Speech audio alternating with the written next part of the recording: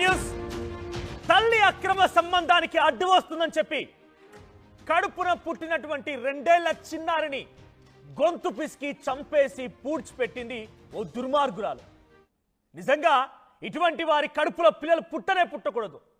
అలాంటప్పుడు మీకు అంత రంకు కావాలి, అంత మాకు బయట బలుపు బాగా ఉందనుకున్నప్పుడు పిల్లల్ని కనకండి.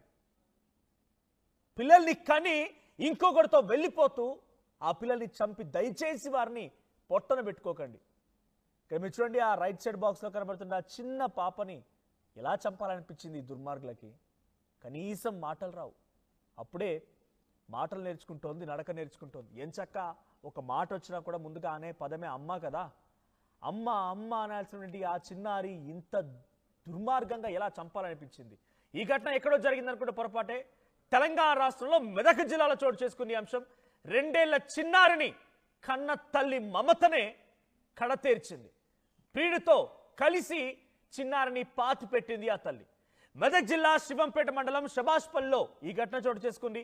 అయితే 5 ఏళ్ల క్రితం రాయిపోలు మండలం వడ్డెపల్లికి చెందినటువంటి భాస్కర్తో మమతకి పెళ్ళైంది. 8 ఏళ్ల క్రితం పెళ్ళైంది. భాస్కర్ మమతా దంపతులకు చరణ్ తనుశ్రీ అనేటువంటి 2 సంతానం కూడా ఉన్నారు.